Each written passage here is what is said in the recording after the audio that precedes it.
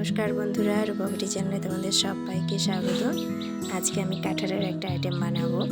তো আমাদের নর্মালি বাঙালিদের বাড়িতে কাঁঠালের সিজন আসলে ম্যাক্সিমাম বাড়িতে কিন্তু কাঁঠাল রান্না হয়, কিন্তু সব বাচ্চারা একই পদ্ধতিতে কাঁঠাল একদমই পছন্দ করে না। তো সেই জন্য আমি কাঁঠালটাকে একটু আলাদা পদ্ধতিতে আজকে রান্না করব।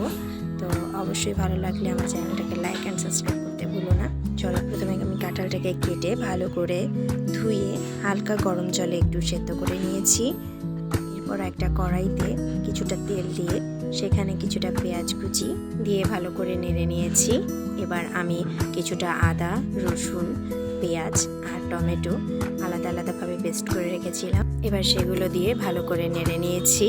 এবার হালকা পরিমাণের লঙ্কার গুঁড়ো, হলুদ গুঁড়ো আর তার সঙ্গে পরিমাণ মতো নুন দিয়ে আমি মশলাটাকে ভালো করে কষিয়ে যতক্ষণ না মশলা থেকে তেলটা ছেড়ে যাচ্ছে ততক্ষণ পর্যন্ত নাড়তে থাকবো। এবার সেদ্ধ করে রাখা কাঁঠালটাকে আমি দিয়ে দেব। হালকা করে একটু নেড়ে কিছুটা সময় দেব যাতে কাঁঠালটা সুন্দর করে হয়ে যায়। একটা বোলের মধ্যে আমি কিছুটা মিট মশলা আর কিছুটা গরম মশলা গুঁড়ো নিয়ে নিয়েছি। সেটাকে হালকা জল দিয়ে মিক্সড করে আমি কাঁঠালের মধ্যে দিয়ে দিয়েছি। আমার কাঁঠাল রান্না মোটামুটি হয়ে গেছে, দেখতেই পাচ্ছ। এবার আমি তো খাবার নিয়ে বসে গেছি। তোমাদের কেমন লাগলো অবশ্যই জানিও। Thank you.